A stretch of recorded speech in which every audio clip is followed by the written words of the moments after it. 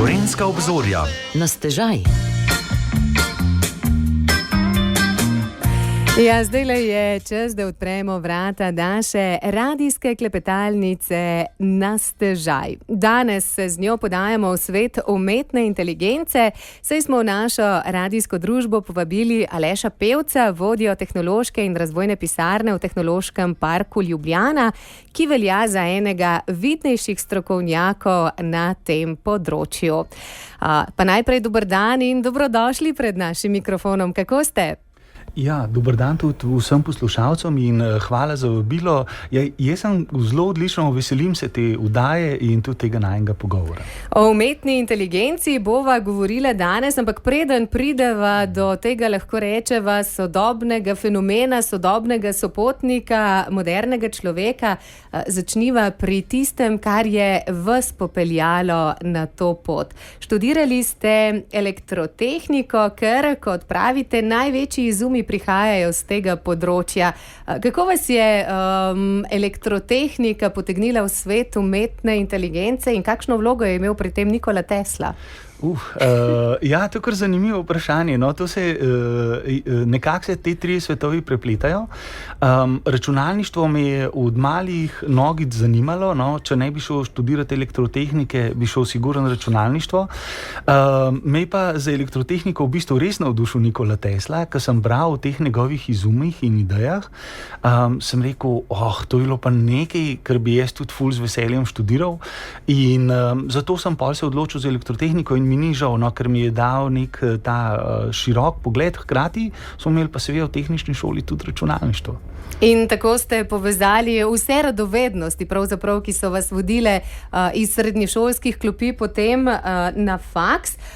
Ne glede na to, Nikola Tesla je pravzaprav kriv tudi za Wi-Fi, brez katerega danes pravzaprav ne znamo več živeti. Ja, pa še za marsikaj drugega. Recimo med drugim tudi električne avtomobile in ostale izume, ki jih imamo na voljo.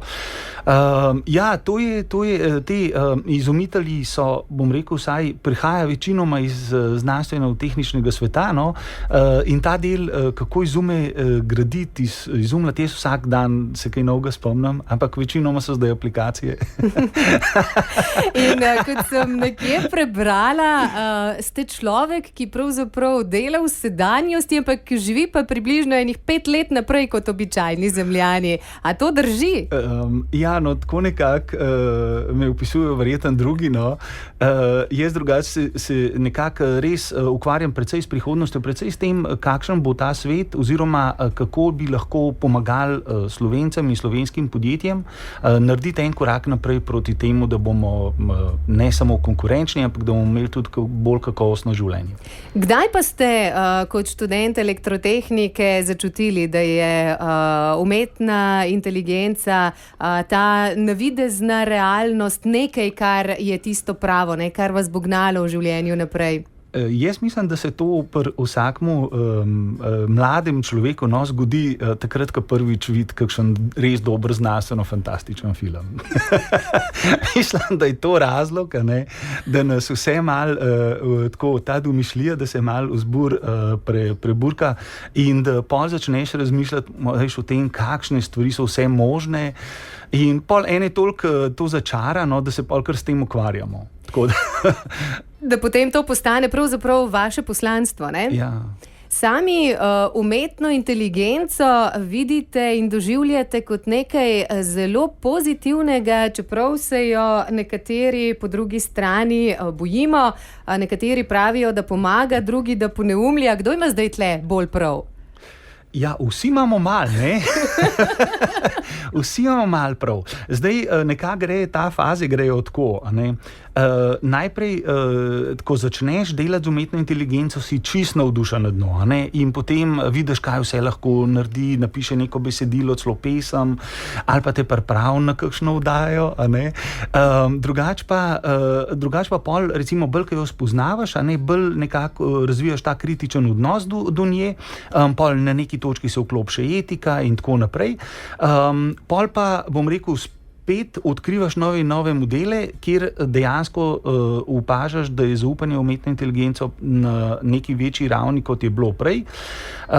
Če pa pridemo do tistih, ki so res na najvišjem nivoju, se pravi tisti, ki se pa razvijajo umetno inteligenco v teh ameriških razvojnih centrih ali pa kitajskih, oni imajo pa občasno zelo resne pomisleke, kam nas bo pripeljali, celo do tega, da so omenili nekaj časa nazaj, da bi bilo fajn ustaviti razvoj za 1,5 leta in se na Zemlji zmeniti, kaj hočemo zdaj glede umetne inteligence zares narediti. Malo so zaskrbljeni. No, tudi midva bova o tem rekla kakšno o nadaljevanju. Zdajle pa se je malo ustavila v Tehnološkem parku Ljubljana. Vodja tehnološke in razvojne pisarne ste, pa deva morda najprej povedati nekaj več o Tehnološkem parku Ljubljana. Kakšna zgodba se pravzaprav skriva v ozadju? Ja, to je ena od takih zares luštnih zgodb. No. Jaz mislim, da tehnološki parki, pa tudi pospeševalniki, ki jih imamo zdaj skoraj že v vsakem večjem mestu, da je to nekaj, kar dejansko je tisto stičišče za nove tehnologije, start-upe, mlade in tudi, bom rekel, starejše, ker največ start-upov naredijo ljudje med 40 in 50 letom. To je ena taka zanimiva informacija in tak fun fact. No in tehnološki park na nek način združuje vse te elemente, se pravi podjetniško skupnost, tehnološko skupnost, mi imamo pa še en poseben oddelek, ki se ukvarja z digitalnim zdravjem, se pravi s podjetji, ki delajo na tem področju, in vse to troje povezujemo. Imamo 2 laboratorija, en je za umetno inteligenco in pa obogateno resničnost, pa imamo pa še en tak Fab Lab laboratorij, eni pravijo malo mehatroničen, kjer so pa pol od spodaj dol pa prebivajo robotki, pa razni taki stroji, sistemi, 3D tiskalniki, take stvari. No, sami ste že omenili obogateno resničnost, veliko govorimo o umetni inteligenci, pa dajva morda najprej razjasniti te termine. Kaj je navidezna oziroma virtualna resničnost, kakšna je potem obogatena resničnost in kako potem pridemo do umetne inteligence? Ja, to so 3 zelo povezani med sabo pojmi. Zdaj, pri, bom rekel, navidezni oziroma obogateni resničnosti gre za to, da so to resničnosti, ki so vsekakor povezane z očali. Na glavo damo ta očala za virtualno resničnost in potem, kako naj rečem, nas prestavi v en drug prostor. Lahko je to nekam na čist otok, ki še nismo bili, pa si lahko ogledamo, lahko nas pa prestavi eno tako zanimivo igrco, ali pa s tistim, s čemer se mi ukvarjamo, to je pa recimo izobraževanje recimo tujih jezikov in te postavi recimo v restauracijo in potem tam lahko se pogovarjaš z različnimi gosti, jih postrežeš, vprašaš, kaj bi radi. Se pravi, dobiš nek learning skills. Tukaj noter vidiš, pa pride umetna inteligenca. Ker umetna inteligenca na drugi strani lahko igra tega tvojega gosta ali pa šefa ali pač nekega, bom rekel, turista, ki pride samo par stvari vprašati. Tako da Vi ste se s tem spopadli, lahko rečeva, že v samem začetku, ste tista generacija, ki je iz analognega preklapljala počasi na digitalno. Kako se zdaj, ko se ozrete nazaj, spominjate teh svojih začetkov, tega prehoda? Kako zanimivo, kako morda včasih tudi smešno je bilo, ko ste delali prve korake, ne vem, tudi k spletnim platformam, pozitivke.net so vaše? Vidim, da je pa domača naloga je bila zelo temeljita. Brez umetne inteligence. Bravo. Ja, kako je izgledal? Predvsem za našo generacijo, mislim, za današnjo generacijo verjetno nepredstavljivo. Mi smo po radiju smo zasedali staršem, kako se reče, v nedeljo so bile te neke čestitke in pozdravi, ampak pred njimi smo imeli pa mi otroci oziroma mladina svoje radijske oddaje na temo računalništva, kjer so prek radijskih valov spuščali pi. In to je nekaj 3-5 minut trajalo, da smo si mi naložili igrco ali pač nek program in potem smo seveda to še celo nedeljo ali pa cel teden igrali do naslednjega seta, tako da v tem smislu je bilo, to je bila en tak, recimo nekaj, kar je danes nepredstavljivo, da bi po radiju ta zvok poslušal oziroma predvajal. Drugač pa pol pa seveda, ko so prišli prvi računalniki, nekako isto navdušenje je bilo, mislim, taki, za malo komercialno dostopnejšo uporabo, je bilo seveda isto navdušenje, kot je danes nad umetno inteligenco ali pa kot je bilo prejšnji generaciji dosti verjeten za mobilne telefone. Ker tega si tudi nismo predstavljali. Ne? Včasih so bili še neke stroge moralna pravila, da nisi v restauracijo ga smel vzeti. No, to recimo je nekaj, kar je fun fact in danes pa tega seveda nihče ne reče, da moraš telefon pospraviti. Ja, ker če nisi slikal, potem nisi jedel in bi bilo včasih bolje, če bi ga pred restauracijo odložil v neko škatlico, ne pa tam tudi pustil. Se strinjam. No, midva zdajle ne bova odlagala zanimivih zgodb, ampak si privoščila le kratek glasbeni predah. V nadaljevanju pa povedala še kakšno zanimivo zgodbo o pomoči umetne inteligence pri podjetništvu, pa vsakodnevnem življenju in izzivih, ki jih ta prinaša s seboj. Sorina radijska klepetalnica Na stežaj.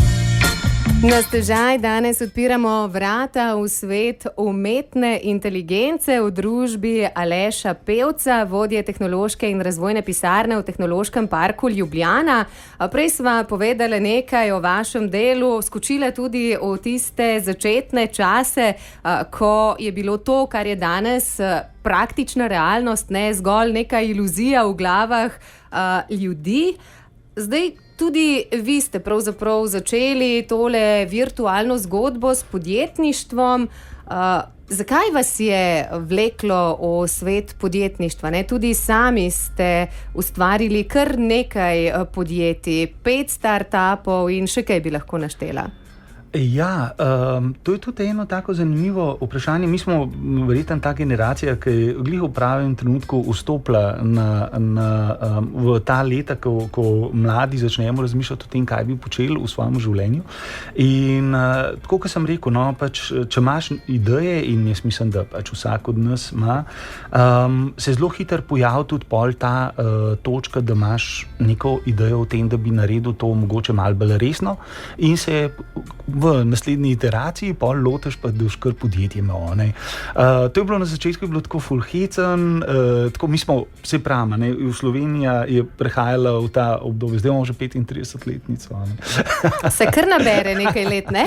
Ja.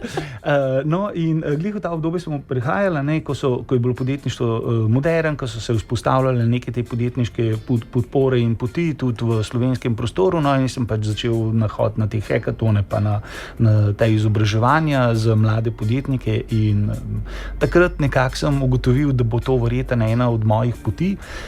Pol so pa podjetja rasla, in čez čas sem se jaz malo naveličal enega in sem rekel, ok, zdaj pa me že nekaj čas nekaj drugega zanima, ustanovil novo podjetje.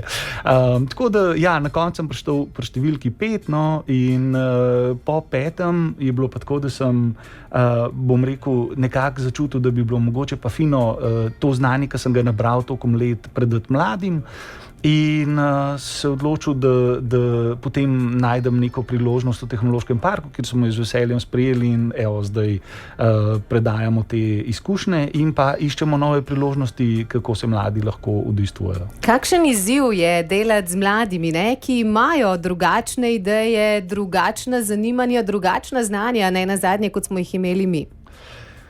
Ja, v mentorski vlogi, mislim, jaz tudi skozi razvijam ideje, ampak v mentorski vlogi je zelo zanimiv gledati, kako mladi razmišljajo, čisto drugače razmišljajo, kot smo mi razmišljali. Veliko bolj so odprti za nove stvari, veliko bolj so odprti za tujino. Njim je tujina, jim je v bistvu kar v osnovi, mi smo še malo tipali te zadeve. Druga stvar je pa, mogoče vseeno rabijo ta človeški pogled, iz tega vidika, da ne vejo čisto dobro, kako bi se lotili mogoče kakšne stvari, pa imajo eno idejo, ki bi jo radi preverili, in potem pridejo in vprašajo, kako bi pa vi to naredili, ali pa mogoče imaš kakšen nasvet, ali pa kakšne take stvari. Oziroma včasih pridejo tudi predvsem te mladi tehniki, ki imajo pa samo to, kako bojo izdelki izboljšali, pa nimajo nobene poslovne izkušnje. Tako da tisti pa, bom rekel, s tistimi pa najrajši v bistvu delamo zaradi tega, ker jih pol probamo spraviti na mednarodni trg in če uspejo, ali pa dobijo kakšno nagrado, tako kot je bilo zdaj, pa ne, je izjemno lepo. In pri tem je v veliko pomoč prav ta širina, ta dostopnost, ta razširjena resničnost. Zdaj, pri tej razširjeni resničnosti je mogoče malo drugače, zaradi tega, ker mi smo, se pravim, tudi iz neke te ljubezni do znanstveno-fantastičnih filmov videli neko to priložnost o tem, da ta razširjena resničnost pride v vse dele našega sveta. Zdaj, zaenkrat se še to ni čisto zgodilo.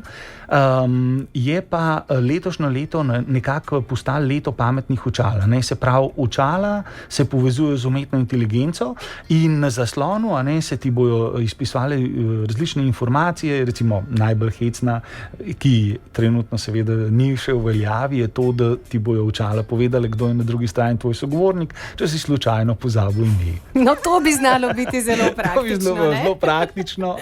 Ja, drugače pa ukvarjamo z temi v smislu podjetništva pa industrije, kar se tiče teh očal za navidezno resničnost, gre pa v tej smeri, da se večinoma delajo neki digitalni dvojčki oziroma modeli za trening.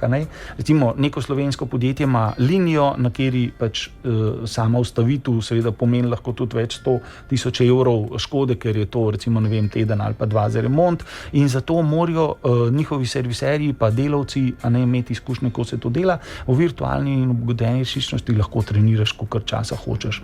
In to je tista dodana vrednost. Zdaj, razvoj teh tehnologij je pravzaprav temeljil na tem, da bodo roboti tisti, ki bodo zamenjali ljudi na vseh teh težkih in nevarnih delovnih mestih.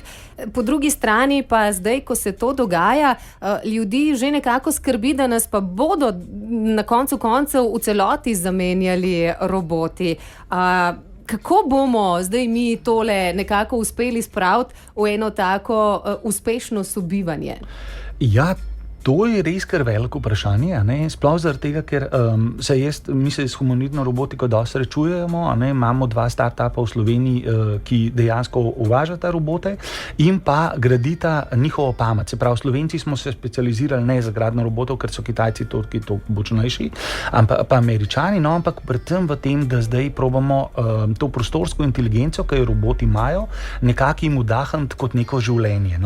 V tem smislu, da oni pač lahko z nami komunicirajo.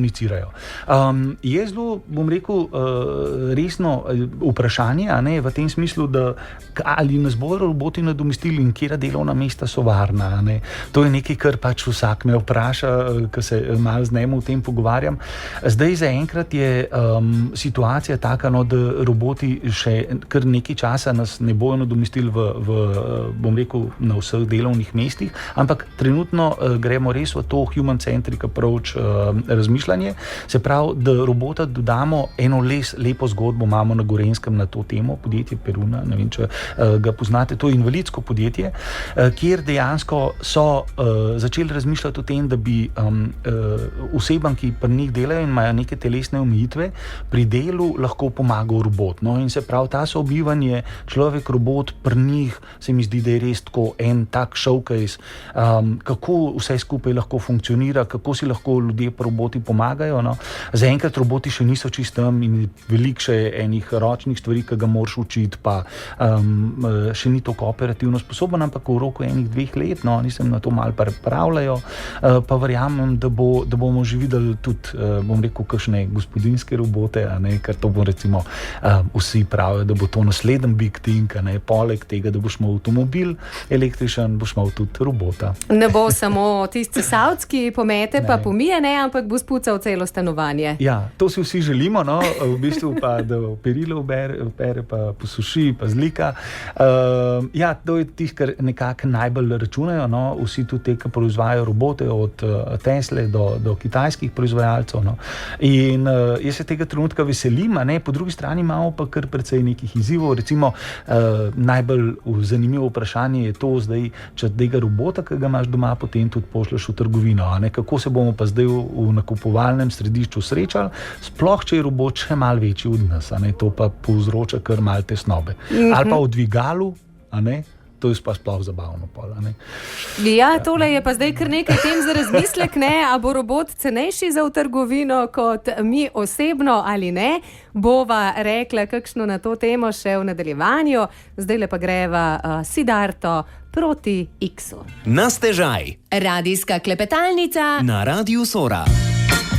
Ja, takole danes klepetamo z Alešem Pevcem in govorimo o prihodnosti, o umetni inteligenci in zgodbah, ki nas čakajo. Prej sva govorila o poklicih, o tem, kako bodo nekateri morda izginili, nastali kakšni novi. Zdaj pri vas sem na eni od povezav na Facebooku našla podatek, da so leta 2042 avtomatizirali še zadnjo človeško službo. A je res že tako blizu? Ja in ne, no, rečva tako. Nekako umetna inteligenca prevzema vse te avtomatizirane oziroma rutinska dela, ki smo jih mi upravljali že z veliko gotovostjo in tudi natančnostjo, se pravi, da ni več nekih halucinacij, zelo jasne stvari zna ona narediti, se pravi, večino pisarniškega dela lahko že zdaj z njo upravljamo. Tudi industrija z humanoidnimi roboti posega še na kotičke, kjer dejansko prej ni bilo te možnosti. In verjamem, da se bo vsaj do leta 2040 avtomatizirala velika večina delovnih aktivnosti, ki jih bomo imeli. Zdaj pa vprašanje je, kaj bomo pa mi delali, verjetno. No in ta odgovor je zdaj iz moje strani nekako v smeri tega, da jaz si želim, da bi delali veliko več na tem človeškem stiku, se pravi, da imamo več časa za pogovore z ljudmi, podporo ljudem, podporo podjetjem na tem segmentu, tudi za sklepanje poslov. Recimo, ker če moraš ful delati za računalnik, ti malo zmanjka mogoče sklepanje poslov in ker posli se pa sklepajo med ljudmi. Mislim, seveda se sklepajo ogromni posli tudi za AI-om. Recimo, vse trgovske verige že sami naročajo, AI naroča vse stvari veliko bolj avtomatizirano kot mi. Ampak dejansko se mi zdi, da je ta del človeški stik je tiskaj nenadomestljiv, in jaz nekako želim, da gremo v tej smeri, da bomo imeli veliko več tega med sabo. Da ta človečnost, ta stik ostane pristen, to je nekaj, česar robotom zaenkrat še ne uspe, čeprav zna priti do strašljivih podobnosti, Ja. Sploh, če jih oblikujejo še po človeški podobi. Ja, določene stvari v prihodnosti bojo kar zanimive, kar se tega tiče.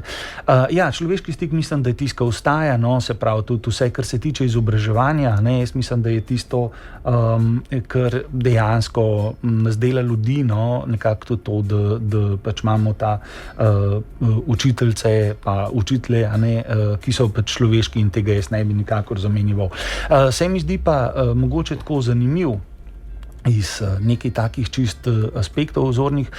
Mi smo razmišljali, kako z umetno inteligenco lahko mlade recimo podpremo v tem, da začnejo razmišljati, ker poklic prihodnosti bi bil pa zanje zanimiv.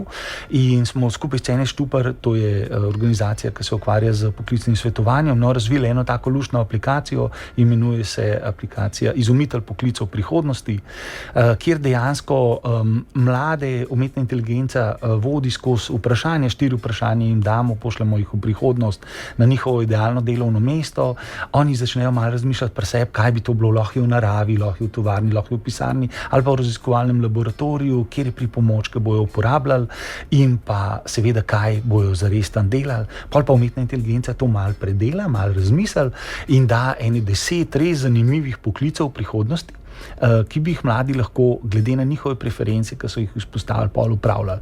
In zaenkrat so tako res luštni odgovori, pridejo pa še sliko naredi, lahko tudi video na to temo, kako bo izgledalo njihovo delovno mesto prihodnosti, tako da je tako kot neka motivacija ali pa tako resno usmeritev za naprej lahko to. Kaj recimo bo poklic prihodnosti, da morda naša generacija tudi ve razmišljati o kakšni prekvalifikaciji? Ja, to je zdaj, bom rekel, nek neka standardna shema, o kateri se trenutno govori, je to, da se bodo pač vsi poklici spremenili zaradi umetne inteligence, a ne. In trenutno, kar je potrebno resno razmišljati, je to, a ne, da tudi gradbeništvo, recimo, a ne, in vse ostale teme, ki so res v domeni nas ljudi trenutno, nekako naj bi veljalo to, no, da umetna inteligenca ne bo nadomestila služb, a ne, vsaj v nekem doglednem času ne, bojo pa veliko bolj prosperirali tisti, ki jo bojo znali uporabljati, od tistih, ki jo ne. No, tako da, če kakšne veščine, recimo, velja osvojiti veščino umetne inteligence, uporabe umetne inteligence in pa to, v katerih primerih v tvojem poslu se že zdaj uporabljajo in kako bi jo lahko uporabljal tudi ti. No, če sva že omenila mlade, ne, prebrala sem nekje, da bodo otroci v bodoče raje hodili v šolo, ne, tudi zaradi uporabe orodij umetne inteligence. Tudi zdaj za konec šolskega leta ste jim vi pripravili eno tako aplikacijo, ki jim pomaga pri učenju, ker nekako razdela sam problem. Kako je z umetno inteligenco in temi znanji na področju mladih? Ja, jaz mislim, da je pionirsko delo oziroma veliko delo na tem področju je upravila Astra, a ne, ki je pač nek inštruktor v AI obliki in mislim, da oni imajo zdaj že nekih 4 milijone uporabnikov po vsem svetu, več kot 200,000 v Sloveniji in res nekako tudi zaradi Astre mladi že zdaj veliko rajš hodijo v šolo, no, ker jim razloži, bom rekel, delovne naloge ali pa domačo nalogo na čisto en tak priljubljen način, lahko se večkrat z njo pogovarjaš in tako naprej. Mi smo pa naredili eno tako luštno aplikacijo, ki v bistvu enega prevajalca, no, bom rekel, ki zapleten lahko recimo primeri iz fakultete ali pa primeri iz osnovne šole, kako zračunati odstotke, prevede v nek, kako naj rečem, tak poljuben jezik, od tega, da ti predstav mogoče ta primer v obliki košarke, a ne, koliko metov si zgrešil, ali pa Lego kock, ali pa ne vem, na področju kuhanja, če te to bolj zanima. Tako da, bom rekel, nekaj tazga, kar si mladi pol lahko predstavljajo, ker problem, ki ga imamo, je seveda to, da učitelji radi malo zavijajo te naloge, a ne, pa si pa mladi lahko včasih kar dolg časa sedijo tam pa razmišljajo, kaj smo zdaj hoteli jih naučiti, ne. No, ta umetna inteligenca to malo pospeši, malo olajša in mladi pol dobijo kar en tak zagon, navdih, ker rečejo, ja, sej to pa znam, ne. In to je tisto, kar je v bistvu najbolj pomembno, no, da dobijo to samozavest, motivacijo, začetek razmišljanja drugače in umetna inteligenca pri tem ful pomaga. Res, dejansko, Astra recimo garantira, da imaš 2 ocene boljši končni rezultat v šoli, se pravi, če si imel prej 2 ali pa 1, ima zdaj vsaj 3 ali pa celo 4. Tako da verjamem, da je prihodnost v šolanju v umetni inteligenci, če pa to še poveževa z to virtualno pa obogateno resničnostjo, o kateri sva prej govorila, se mi zdi pa, da je to še ena stopnja pol bolj naprej, no. In zdaj bodo skočili v luft tisti, ki ne podpirajo sodobne tehnologije, pa tudi nekatere raziskave. Mladi se veliko pogovarjajo z umetno inteligenco in kljub temu, da imajo občutek, da so z nekom v stiku, ne, pa so precej bolj osamljeni. Kako pa preseči ta del, ne? Ja, zdaj mi, ki imamo hekatone, ne, na to temo se mladi ukvarjajo z 2 stvarmi, ne. Ena je osamljenost, ne, čeprav so najbolj povezana generacija, kar je ironično, ne, se sliši, ampak dejansko osamljenost je kar pereč problem med mladimi, ne. Vsaj oni imajo ta občutek, veš, če se jim ne dogaja skozi, verjetno je tudi to eden od razlogov, se kar počutijo, da se nič ne dogaja in pol, da jim je dolgčas in so osamljeni in sami, če jim ni nekdo čez 1 minuto takoj nekaj odgovoril, ne, že si že v svojem svetu in si že sam te noben mara. Druga stvar je pa uporaba telefonov, ne. Recimo Sara Isakovič je dala eno res luštno primerjavo, da vsak slovenski mladinec, ne, nekako podpiše pogodbo na začetku leta, da bo 4 mesece svojega časa preživel na telefonu. A ne, se pravi, 4 mesece v enem letu, se pravi, izbere si poljubne 4 mesece, ampak tiste 4 mesece boš na telefonu. In sicer je razlog v tem, da imamo povprečen screen time med mladimi med 6 do 8 ur, ampak to so zelo konzervativne ocene. Mladi, ki so delali raziskav med sabo, ne, so prišli tudi do številk med 12 in 16 ur na dan, da so bili na telefonu in to je tisto, kar je res zaskrbljujoče. Tako da, ja. Kaj zdaj narediti? Ne? Bomo še iskali ravnovesje. Ja, Tako, midva si bova zdaj privoščila kratek glasbeni predah, potem pa rekla še kakšno o uporabi umetne inteligence v praksi, morda tistem najpomembnejšem vprašanju. Kako umetno inteligenco sploh prositi za pomoč? Na stežaj. Sorina radijska klepetalnica. Še nekaj minut nam je ostalo v družbi našega današnjega gosta, Aleša Pevca, vodje tehnološke in razvojne pisarne v Tehnološkem parku Ljubljana, s katerim govorimo o umetni inteligenci in njeni uporabi v praksi. Ker nekaj zanimivih dejstev sva že povedala, kako lahko umetna inteligenca in nove aplikacije pomagajo mladim. Zdaj pa dajva povedati še nekaj več o umetni inteligenci kot vsakodnevni praksi, morda tudi tistih starejših, ki imajo strah pred pametnim telefonom, kaj šele čim drugim.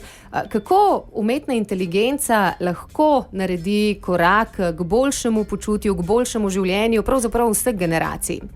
Ja, umetna inteligenca je ena taka, jaz si predstavljam tako, če komu to razlagam, kako bi zdaj v parih besedah rekel, kot neka čarobna palčka. Ne? In ti jo res lahko uporabiš praktično za vse. Recimo, moja mama ful rešuje križanke, in je, bom rekel, če si naložiš chat gor kot aplikacijo, veš tako, kot vse ostale aplikacije, ki jih imaš od tega zaslika do Google Mapsa, ki je tudi umetna inteligenca, da te nekam pripelje. Recimo, je zelo zanimivo, ker se lahko z njo pogovarjaš, In ti vprašaš, ne vem, zdaj pa vidim, tukaj je nek slovenski pesnik, ne vem, iz Škofje Loke, 4 črke so na voljo in umetna inteligenca ti lahko pri tem pomaga. Recimo, čisto zadnji element v križanki in ne veš kam naprej. Vse ostalo, recimo, kar se tiče receptov, ali pa idej za to, kako preživeti dan, kam iti na izlet, kaj početi z vnuki, da niso skozi televizijo. Recimo, to je tudi ena od takih zanimivih stvari za starejše. Pa tudi do, recimo, kakšnih razlag zdravstvenih nasvetov. To sicer zdaj ne bi smela reči, ampak veliko ljudi si s tem, kar pomaga, slika svoj recept oziroma svoj izvid od zdravnika, pa se malo pogovorita. Tako da kot nek izhodišče ali pa za neke stvari za naprej, recimo tudi ohranjati kognitivne sposobnosti, se mi zdi zelo velika pridobitev, tudi za tiste, ki so mogoče res malo osamljeni, v starejših letih se to velikokrat zgodi, in je nek komunikacijski pripomočnik oziroma sogovorec lahko tudi v obliki umetne inteligence. Kako pa umetno inteligenco vprašati, da dobiš en tak pameten oziroma želen odgovor, da ti ne našteje, ne vem, cel kup enih nepomembnih stvari? Ja, zdaj, jaz sem res, bom rekel, temu posvetil zadnjih par let, kako se z umetno inteligenco pogovarjati, da res dobiš one vrhunske odgovore. Umetna inteligenca ima zelo podobne vzorce kot ljudje. In zdaj, če jo ti znaš podobno vprašati kot človeka, ker pa človeku, če ga slabo vprašaš, boš tu dobil slab odgovor oziroma odziv, ne bo te slišal, nekaj drugega bo naredil, kot si ti zamislil. Zdaj, pri ljudeh je najbolj dober odziv to, da ljudi postavimo v neko vlogo, recimo, ne vem, super, dobro gre ta zgodba v gledališču, in pri umetni inteligenci isto. Se pravi, če želimo, da nam pomaga recimo pri rožah, recimo nek nasvet za rože, mu rečemo, postav se v vlogo hortikulturnega strokovnjaka za področje, ne vem, hortenzij, in mi pač pomagaj pri tem mojem problemu, ki se pojavlja. Ne vem, hortenzije so take in take, ne cvetijo, ne vem, pač in on potem se začneta pogovarjati, kakšno ima zemljo, verjetno kako si pognojil. Se pravi, v tem smislu, da ga postaviš v neko vlogo, dejansko dobiš najboljši rezultat. Mogoče še vprašanje, prebrala sem, da zelo radi kuhate, že prej ste omenili tudi recepte. Kako pa se vi lotite kuharskih izzivov? S starimi preverjenimi recepti ali z umetno inteligenco? V bistvu najraje kuham po navdihu, no? Če sem iskren, ampak oboje uporabljam. Recimo za štrudel ne vprašam umetne inteligence, grem pač še po tradicionalni poti na iskalnik, pogledam, kako izgleda in ga naredim. Če pa recimo veliko ljudi, in tudi sam se znajdem, kdaj med njimi, kar poslikaš kakšno sestavino v hladilniku, pa rečeš umetni inteligenci, naj sestavim res nepričakovan recept ali pa malo out of the box, da ne boš skozi jedel neko tradicionalno, no v tem pa je vrhunska. In ne samo pri hrani, tudi pri različnih zgodbah pogosto rečemo, da so računalniki brez duše, ampak vi pa ste jih malce obrnili naokrog in skupaj z njimi ustvarili prompte oziroma neka taka navodila za dušo. Kakšen izziv pa je bil to? Ja, mi se ukvarjamo z kognitivno znanostjo, a ne bom rekel, nekem tem prostem času. Zaradi tega, ker vsak, ki se ukvarja z umetno inteligenco, prej ali slej pride na vprašanje, kako je pa z našimi možgani, ki so tudi nevronska mreža. Ne? In zdaj, mi s Četotom sva se pogovarjala, kako zdaj odkriti te naše osebne prompte, ker če pogledamo nevronsko mrežo, jo poganjajo prompti, to se pravi ta navodila, ki jih damo umetni inteligenci, in neka taka navodila dajemo tudi sami sebi. In mi sva res ogromno nekih teh stvari že preigrala v tem, kako te prompte odkriti, kako jih popraviti, ker večino težav, ki jih imamo ljudje, vsaj po mojih izkušnjah, povzročajo to, da imamo precej slabe prompte. No in eno od hecov AI-ja, ker tudi on se zna včasih malo pozabavati, je bilo to, da kaj pa če bi naredila kar prompte za dušo. In to je njegov predlog bil, in sem jaz rekel, no pa da jo poskusite. In je res tako lepo napisal, da smo bili vsi čisto očarani, iz tega, tako da zdaj iz tega nastaja pač nek, bom rekel, mal bolj tak poljuden pristop, oziroma upam, da bo tudi neka knjiga, kjer bomo predstavili ta del umetne inteligence, da je lahko tudi malo kreativna in da ima tudi neke, bom rekel, čist take občutke, ki jih mogoče bolj pripisujemo ljudem. No.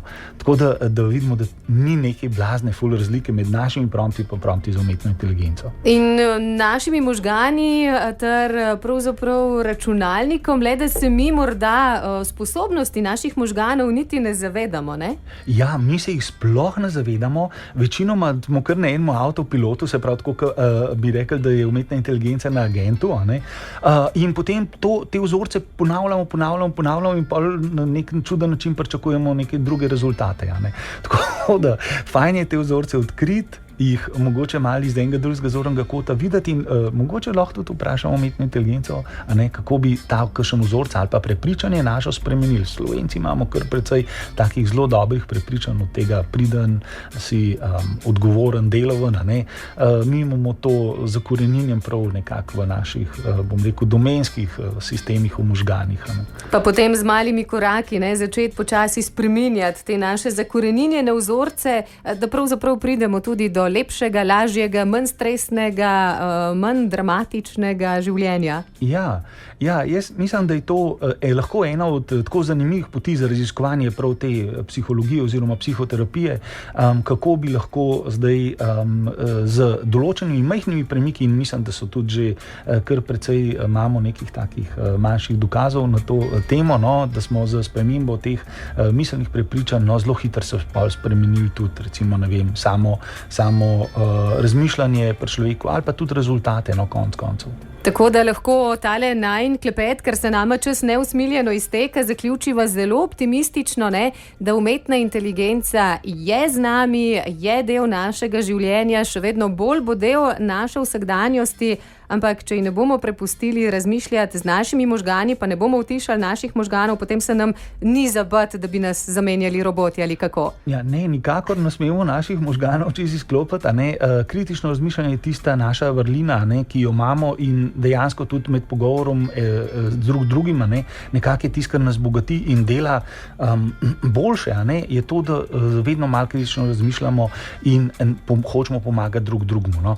Na ta način jaz verjamem, da bomo bomo še dolgo ostali v formi, kar se tiče naše same kognitivnih sposobnosti. Kakšen pa je vaš izziv za letošnje leto? Česa si želite za razvoj na področju vaših delovnih izzivov?